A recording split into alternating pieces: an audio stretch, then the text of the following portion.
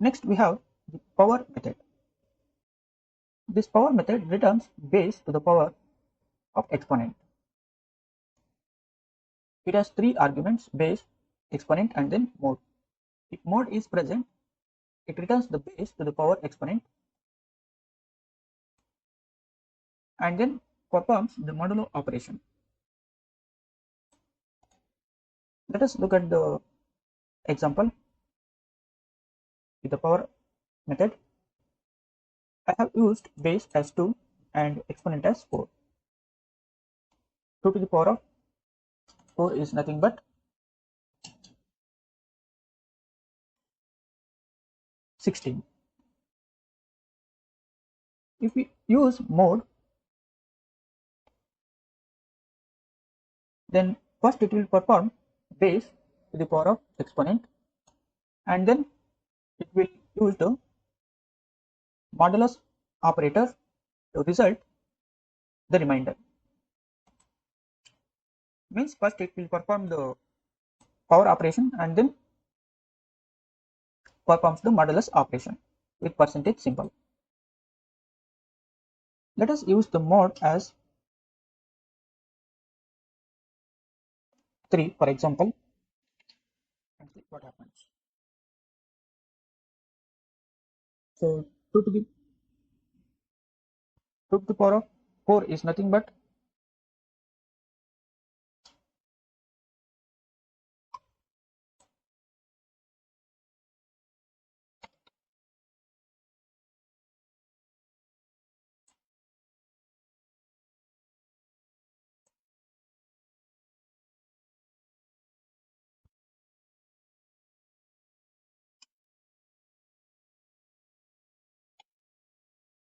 16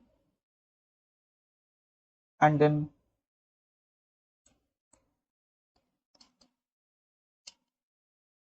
16 modulus 3 is nothing but 1,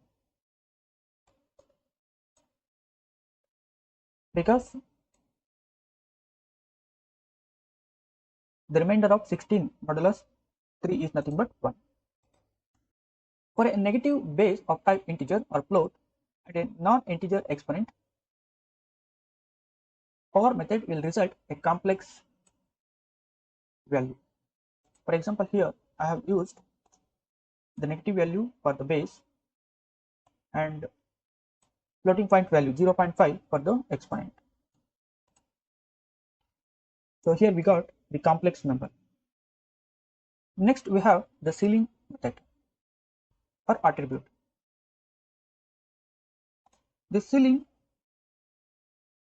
will return the ceiling of an integral itself. Let us see how this returns the ceiling value for 34.78. This is one floating point value.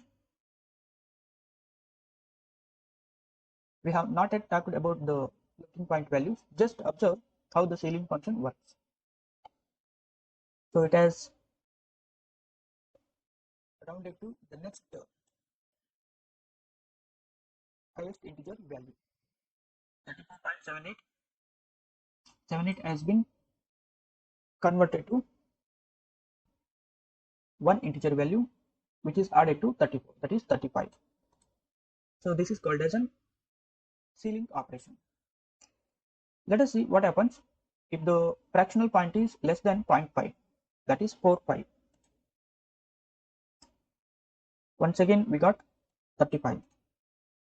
Means ceiling will result or convert the fractional part to a next highest integer value. Next we have the round method. Round will round out to the next lowest integer value. For example, for the same integer value 34.78, I am using the same variable n. Let us see how the round function works. We got 34. Look at here. With the Ceil method for 34.78, we got 35. Whereas with the round method, For 34.45, we got 34. So round will round out to the next lowest integer value, whereas Ceil method will round out to the next highest integer value. Next we have the AND attribute. It returns self and value.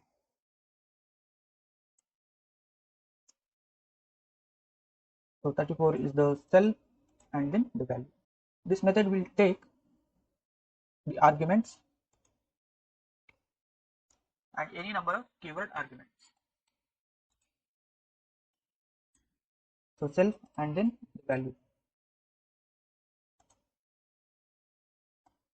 Let us see what happens if we use 0. We got 0. For 2, we got 2. And for the value which is greater than 34, let us see. Just for 33, we have 32. We got 32. Let us use 34 and 34. For self and value as 34, we got 34. If we use 35, which is greater than self, we got 34 only. So this is how the AND method works. It returns self and value. Next we have the add attribute. This add attribute will add two integer values. So it returns self plus value. Self means the first integer value, and then value means the second integer value. So 24 plus 30 is nothing but 54. Next we have IsSubClass method, which is used to check if the specified class is the subclass of the specified class info argument. For example, here the specified class, that is integer, is the subclass of a specified class info argument, that is boolean. Is integer value or the type int belongs to the subclass boolean, or if the integer value belongs to the subclass of type float, or if the list belongs to the subclass of type string. Let us check what is the result from the IsSubClass for all these comparisons, that is boolean, int, float, int, and then string, list.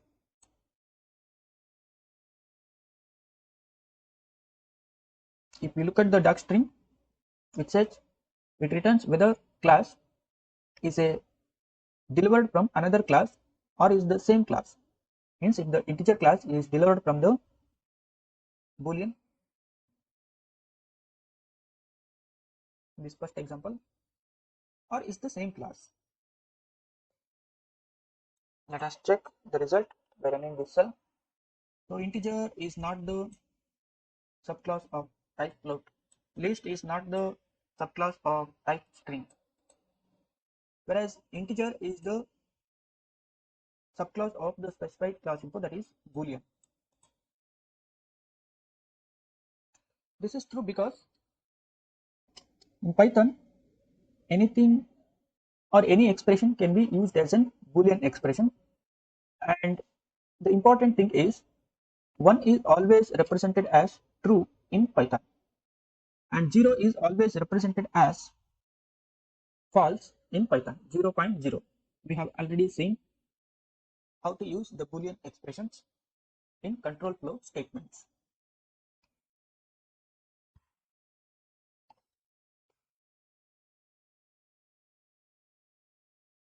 One means true always, and 0 means false. Hence, 1 is nothing but the integer value. It is the subclass of the specified class info, that is boolean. This IsSubClass also uses a tuple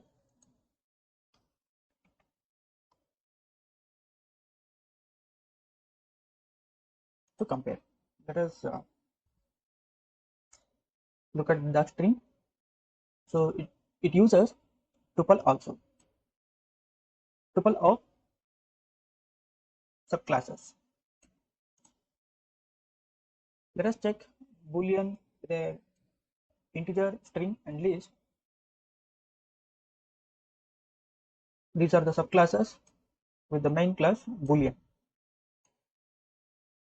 Whether boolean belongs to any one of these subclasses, or in vice versa, if this subclass belongs to the main class which is boolean.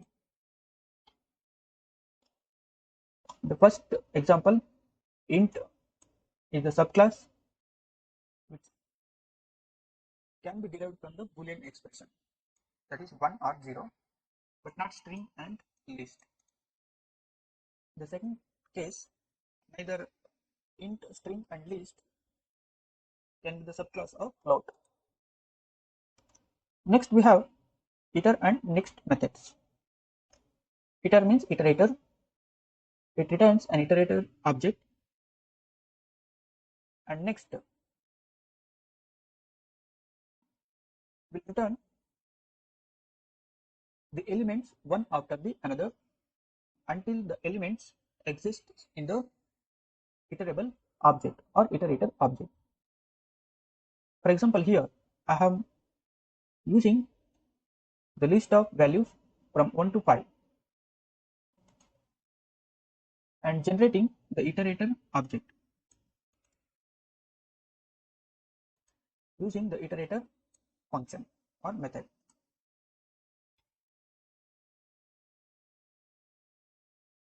So iterator method will return an iterator from an object. Here list is the object I have used inside the iterator function.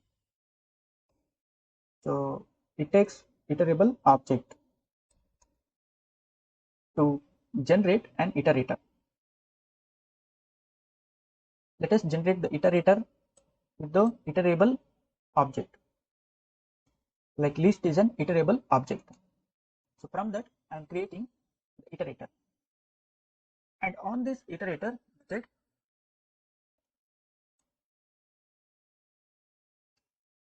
let us first create the iterator object and see what is the result. So here you can see the list iterator object at some specific location. Directly we cannot see the values inside the iterator, but we can only assess the values using an iterator or the iteration functions like for loop, while loop. Instead of using the for loop or while loop like iterators, we can use the next method to get the elements of an iterator one after the another till the number or the elements exists in the iterator object. If the last element is met and if there is no element, then the next method will raise stop iteration error after the last element. Let us uncomment and run this cell. So here we can see after creating the iterator, this list iterator object is located at some specific location with the values 1, 2, 3, 4, 5. And then we have used next method to iterate and assess the values inside the iterator object. The values inside the iterator objects are nothing but 1, 2, 3, 4, 5. For first next we got 1, for the next time we got 2, and third time we got 3, and fourth time we got 4, and fifth time we got 5, and for sixth time we got stop iteration, which is nothing but an runtime error because the iterator object has only 5 values. After the last element, this next method will throw an error. This is used to check the number of values or the number of iterations the iterator can perform in a specific task. We can also use the next method instead of underscore underscore next method. But in this method, we need to insert the iterator object inside the next method. So here we are using in the form of attribute, but here we are using in the form of an constructor like next, and then inside the parentheses we are using the iterator object. Let us see the result. Once again we got 1 2 3 4 5, and if we use after 5 we got an error, list iterator object is not callable. So this is the error with the next method. Let us uncomment this.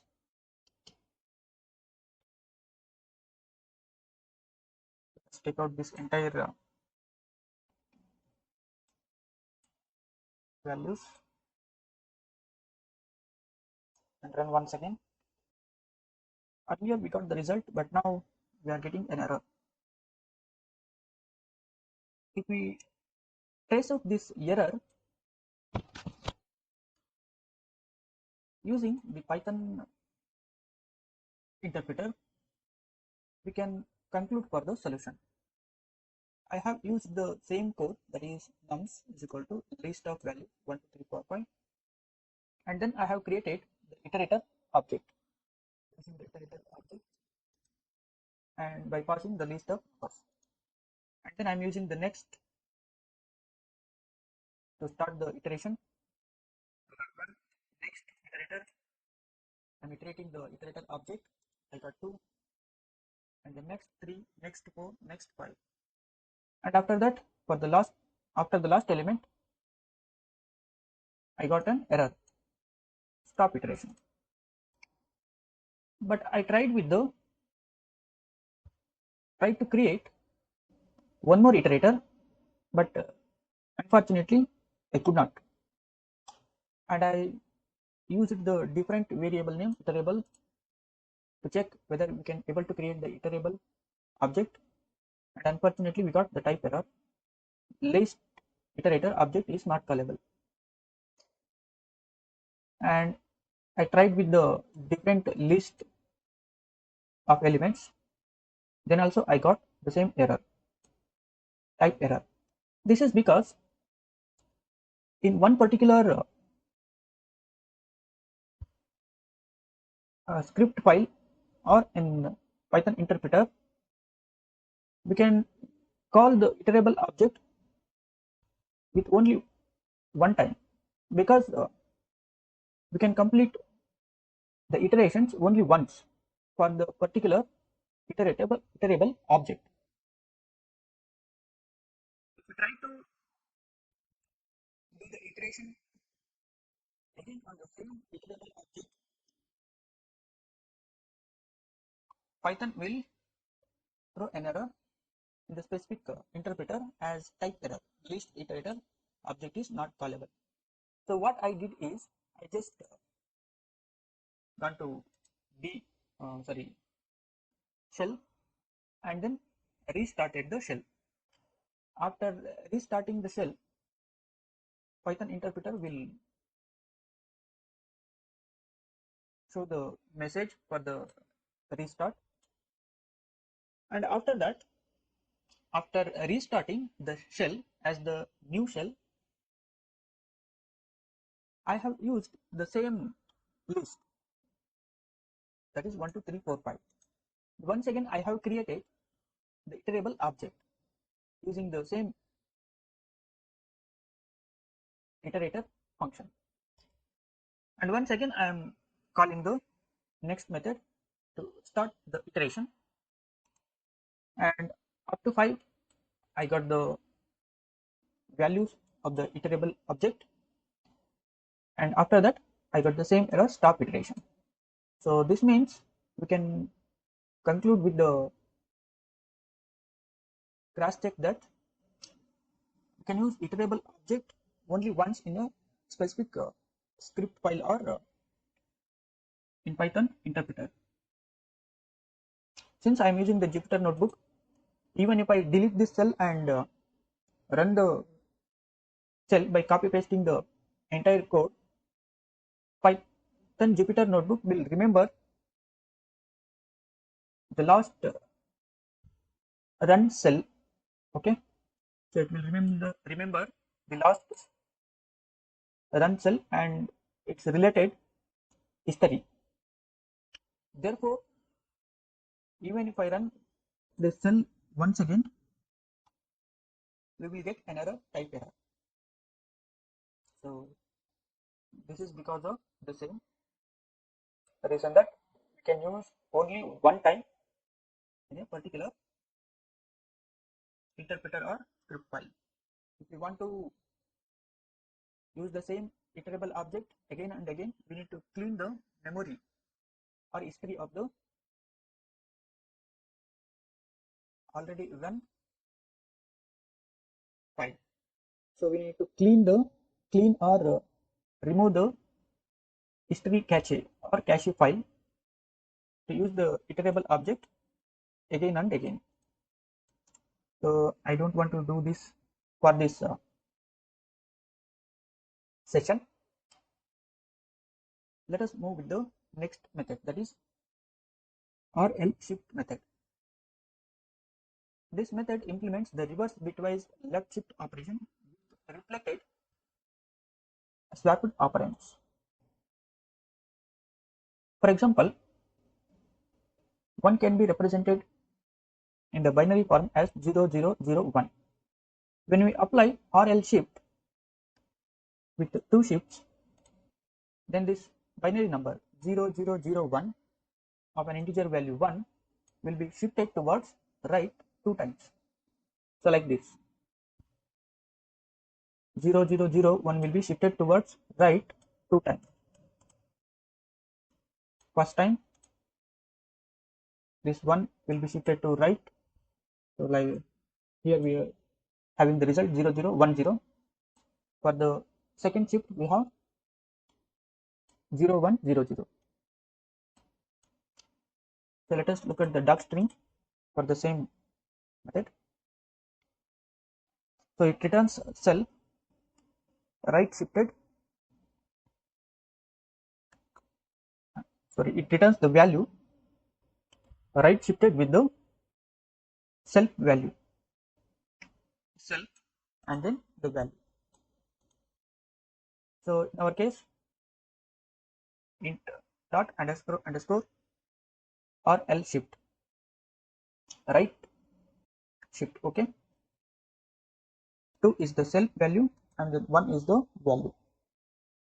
So 1 will be converted internally to an binary value and then shifted towards right with the number of times we mentioned inside the RL shift method, that is 2 times in our case. Let us run this cell and see the result. So here we can see the result 1. After shifting this 1, which is the binary equivalent 0001, we got 0100.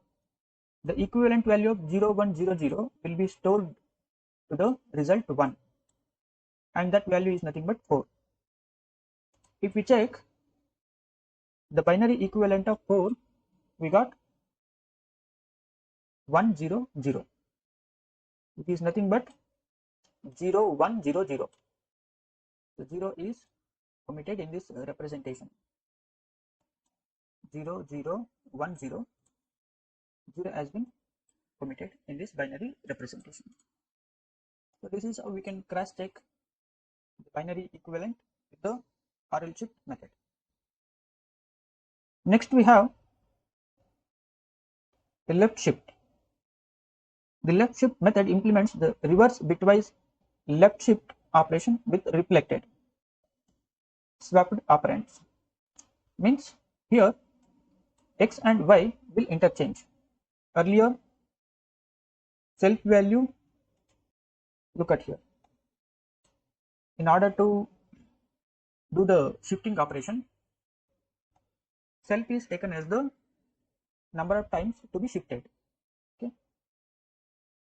But in the case of L shift, value and self will be interchanged. Look at here. Value is taken as the number of times to be shifted towards right. The operation remains same, that is right. Look at here. From right side, moving from right like this. The operation remains same, only the self and value will interchange. Here 2 will be shifted towards right by one time. So this is the equivalent of 2, and this is the shifting of this this is the equivalent of 2 0 0 1 0, and it has been shifted towards right, and finally we got 1 0 0 0.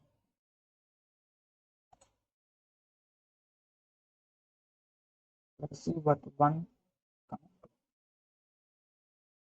Next we have the R power method. R power method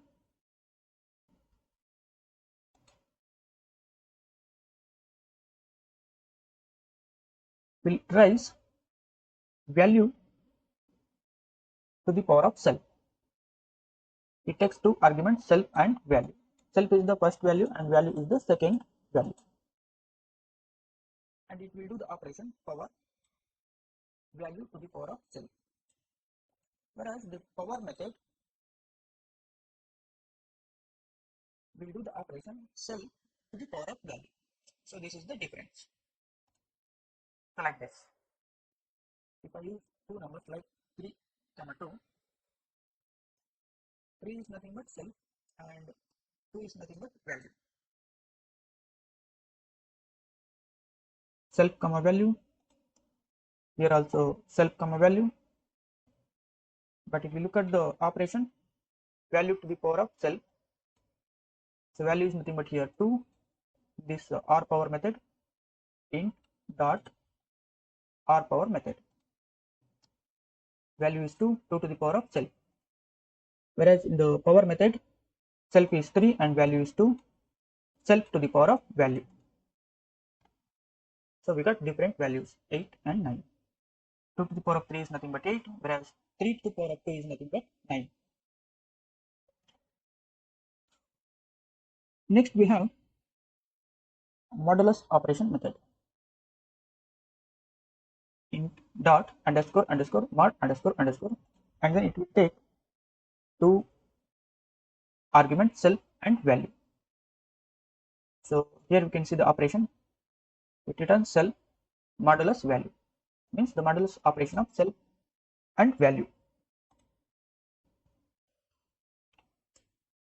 5 modulus 2 will result 1 as the remainder, and for 7 comma 4, for 7 and 4 the remainder is 3, because 7 percentage 4 is nothing but 3.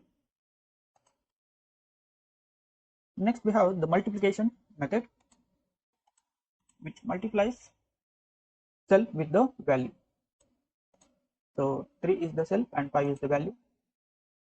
3 into 5 is nothing but 15. Next we have divide mode method. Int underscore underscore int underscore underscore div mode underscore underscore. This method, division mode method, returns self comma value in the form of quotient and remainder as tuple. For quotient it uses integer division, and for remainder it uses modulus division. Let us see the result for 12 comma 5.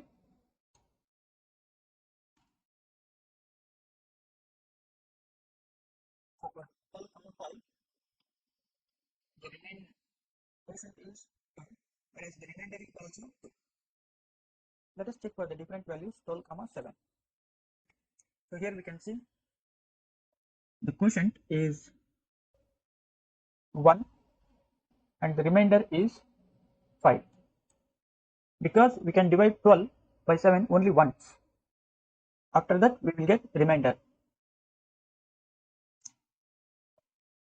Next, let us see how to extract the real and imaginary numbers, which are actually either an integer values or floating point values, with the real and imaginary methods. Image, this